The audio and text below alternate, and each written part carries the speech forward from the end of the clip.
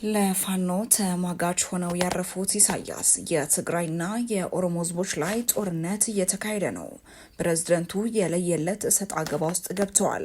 ጦርነቱን በይፋ ሊጀምሩት ነው። ኑ ግጠሙን ይዋጣልን። ኢሳያስ እኛ ጦርነትን በወሬ አይደለም በተግባር ነው የምናውቀው ሲሉ አደባባይ ወጥተዋል። ነገሩ እጅግ ተካሯል። የኤርትራው ፕሬዝደንት በቁጣና ተስፋ በሌለው ንግግር ተመልሰዋል። የኢሳያስ ንግግር የነበረውን ትኩሳት ይበልጥ አጋግሎታል። የኢትዮጵያ ጠቅላይ ሚኒስትር በኢሳያስ በግልጽ ተወርፈዋል። የሁለቱ ሀገራት ፍጥጫ ይበልጥ አይሏል። ኤርትራ እጇን አስረዝማለች።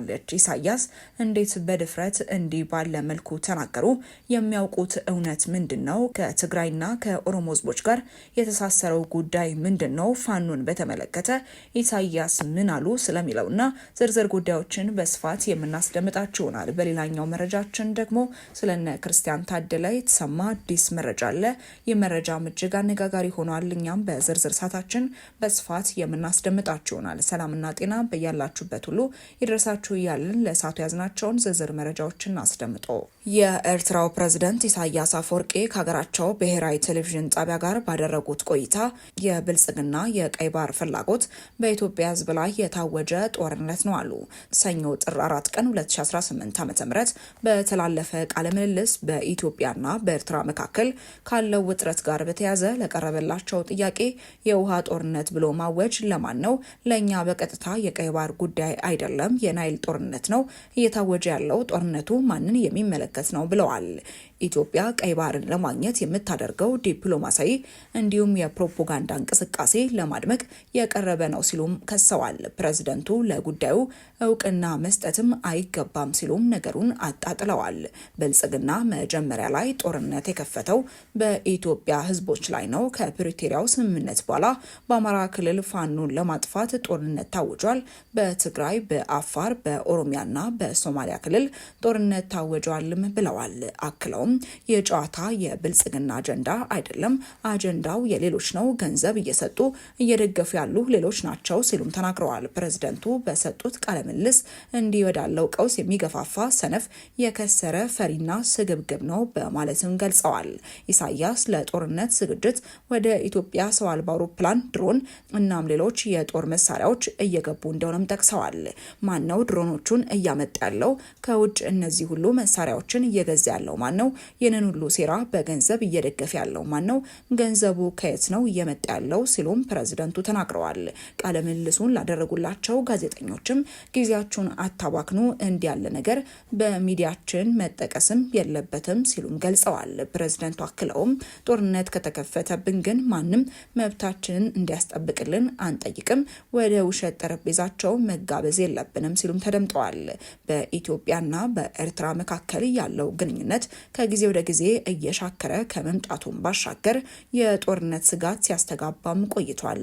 በተለይም ከፕሪቶሪያው ስምምነት ወዲህ የጠለሸው የሁለቱ ሀገራት ግንኙነት ከኢትዮጵያ የባህር በር ጥያቄ ጋር በተያያዘ ውጥረት ሰፍኖበታል።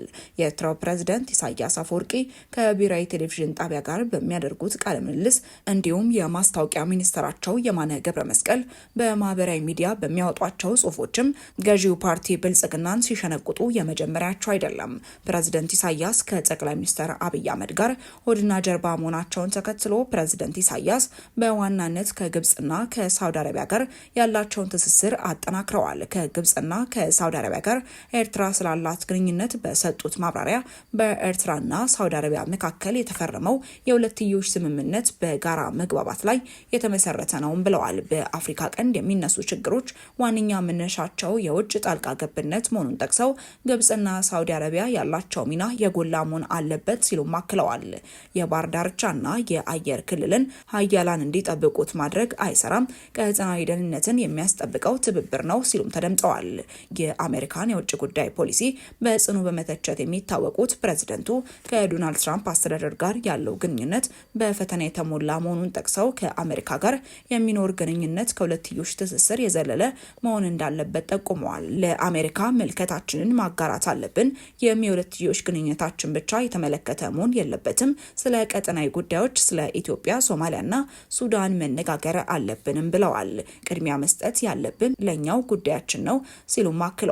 ስለ ሱዳን የእርስ በርስ ጦርነትም አስተያየታቸውን የሰጡት ፕሬዝዳንት ኢሳያስ ሱዳንን መቆጣጠር ከተቻለ ግብጽ፣ ቻድ፣ ማዕከላዊ አፍሪካ ሪፐብሊክ፣ ደቡብ ሱዳን፣ ኢትዮጵያ፣ ኤርትራ እንዲሁም ቀይ ባህር ላይ ጫና ለማሳደር የተባበሩት አረብ ኤሚሬቶች የውክልና ጦርነት ነው በማለትም ተናግረዋል። የሱዳን ጦር ሊመሰገንና ሊደገፍ ይገባል ሲሉም እንደ ደቡብ ሱዳን ያለ እጣ ፈንታ ሱዳን እንዳይገጥማት መጠንቀቅ እንደሚያስፈልግም ገልጸዋል።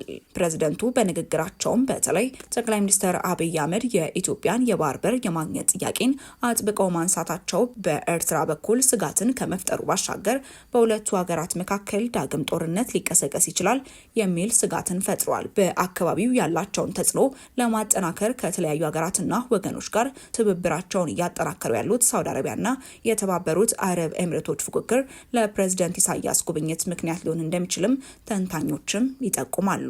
ኤርትራ ከኢትዮጵያ ጋር ያላት ግንኙነት ከተበላሸ በኋላ ፕሬዝዳንት ኢሳያስ በታላቁ ህዳሴ ግድብ ምክንያት ከኢትዮጵያ ጋር ከምትወዛገበው ግብጽ ጋር ወዳጅነታቸውን አጠናክረዋል። በተደጋጋሚ ወደ ግብጽ ከማቅናታቸው በተጨማሪ ፕሬዝዳንት አብዱል ፈታህ አልሲሲም ወደ አስመራ ሄደው ሶማሊያን የጨመረ የኢትዮጵያ ተቀናቃኝ ትብብር መመስረታቸው የሚታወስ ነው። ወደ ቀጣይ ጉዳያችን ስናመራ ክርስቲያን ታደለን ጨምሮ ከእስር እንደሚፈቱ መንግስት ፍንጭ ሰጥቷል። ከሰሞኑ አንዳንድ የማህበራዊ ሚዲያ ገጾች አሁን ላይ በእስር ላይ የሚገኙት ፖለቲከኞች፣ ጋዜጠኞችና ምሁራንን ጨምሮ ሌሎች የፖለቲካ እስረኞችም በመንግስት ምህረት ተደርጎላቸው ሊፈቱ እንደሆነ የሚገልጹ መረጃዎችን እያሰራጩ ይገኛሉ። ይህንን ተከትሎ መረጃውን የሚያጠናክር ወይም ሐሰትነቱን የሚገልጽ ማብራሪያ ከመንግስት በኩል ባይሰጥም እነዚህ የፖለቲካ እስረኞች ጉዳያቸው ሰላማዊ በሆነ መንገድ እንዲፈታ የኢትዮጵያ ሰብአዊ መብቶች ኮሚሽን ፍላጎት እንዳለው የደረሰን መረጃ ያመለክታል።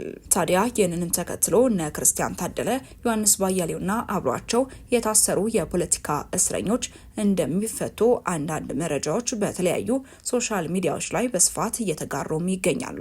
ስለዚህ ጉዳይ የሚደርሰንን መረጃ በስፋት የምናደርሳችሁ ይሆናል። ውድ ተመልካቾቻችን ለእሳቱ የነበረን መረጃ ይህንን ይመስል ነበር። አብራችሁን ስለነበራችሁ እጅግ አድርገን እናመሰግናለን። በቀጣይ ጉዳዮቻችን እስክንመለስ ድረስ መልካም ቆይታ